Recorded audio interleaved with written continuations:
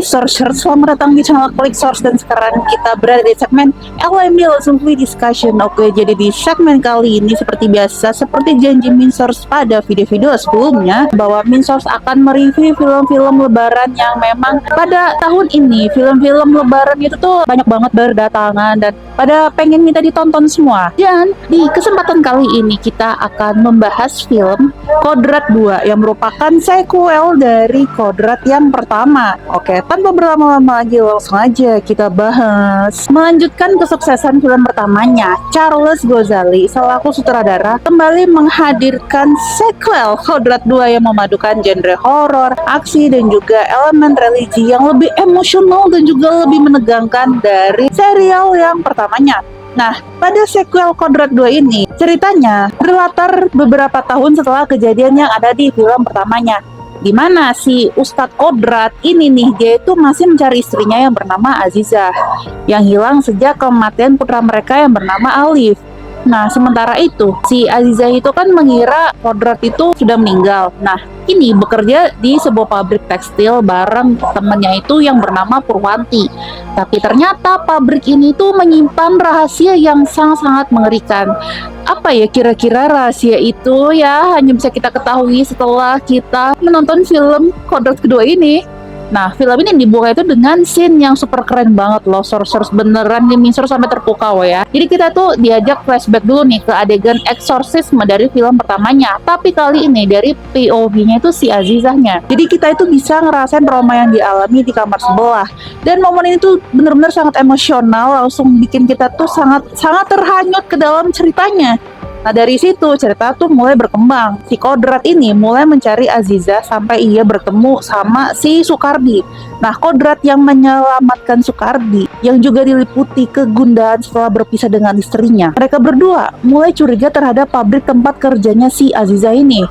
Akhirnya mereka pun mulai mencari petunjuk tentang pabrik tekstil itu. Nah, yang makin bikin tegang nih, ternyata si bos pabrik ini bersekutu dengan iblis berkepala kerbau, yaitu si Zaduk namanya. Ribet banget ya namanya ya.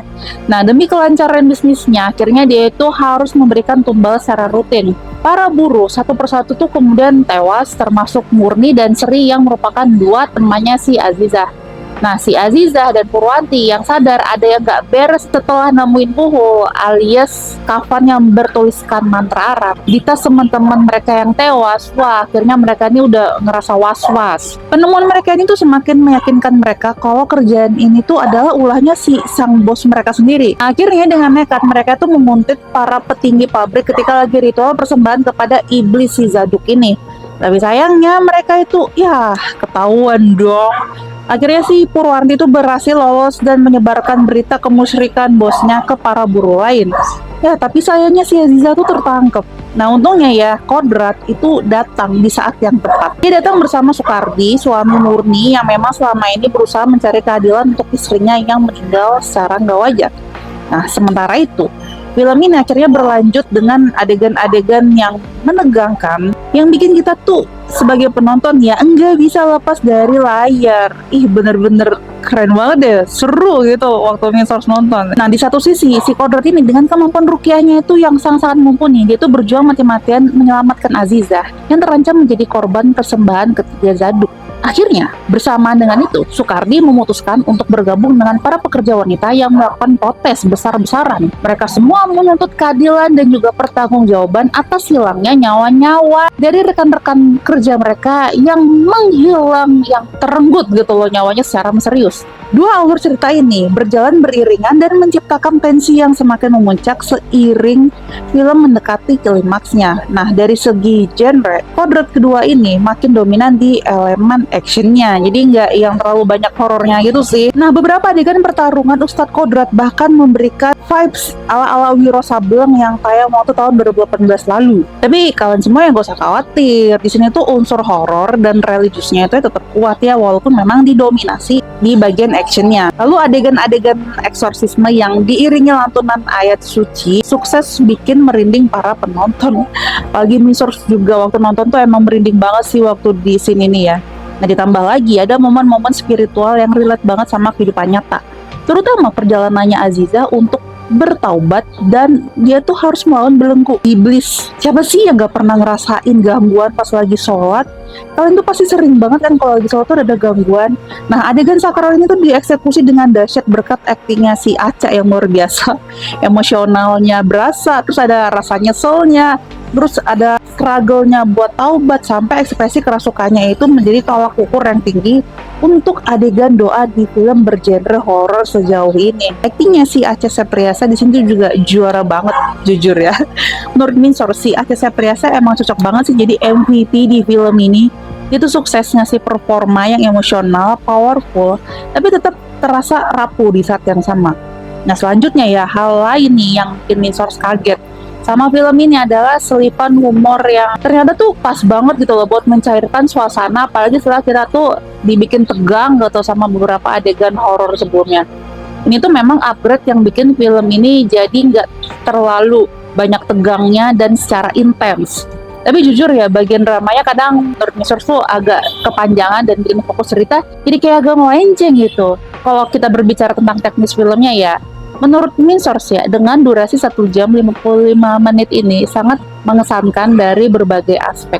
Kualitas visualnya yang memukau dan didukung dengan audio yang gelegar. Dan dari segi koreografi terlihat lebih luas dan variatif, baik dalam gerakan tubuh maupun komposisi visual dalam sinematografinya. Ya, pergerakan kamera yang lebih eksploratif turut memperkaya pengalaman menonton di film ini. Keputusan memakai efek praktikal dalam film ini ya sangat diapresiasi banget deh oleh Minsor pribadi nih. Ya karena memang hasilnya tuh emang bagus banget. Apalagi nih ya, desain kostum iblisnya itu tuh terlihat apik dan menyeramkan, bikin setiap adegan tuh kerasa banget, sangat-sangat mengintimidasi. Lalu kehadiran para iblis jadi jauh lebih mencekam, berkat permainan cahaya dan bayangan yang sangat-sangat solid. Nah, meski nih ya, si Zadok, iblis bertanduk yang jadi musuh utama di film ini, dia tidak menyeramkan Aswala di film pertamanya. Ya, Minsor tuh tetap mengapresiasi penggunaan efek praktikal yang berhasil membuat karakter Zadok terasa hidup dan lebih mistis. Jauh lebih keren dibandingkan CGI yang kadang tuh malah bikin suasana jadi kurang greget aja gitu. Menurut Minsor nih ya, film Kodrat ini tuh film horor yang emang gak serem-serem banget. Vibes drama, horor, romance sama komedinya itu ya seimbang banget, balance gitu. Pokoknya porsinya tuh kayak kerasa pas banget lah. Gak ada yang kurang dan gak ada yang lebih. Masih bikin merinding tapi tetap ada aja gitu momen lucu dan gemesin juga.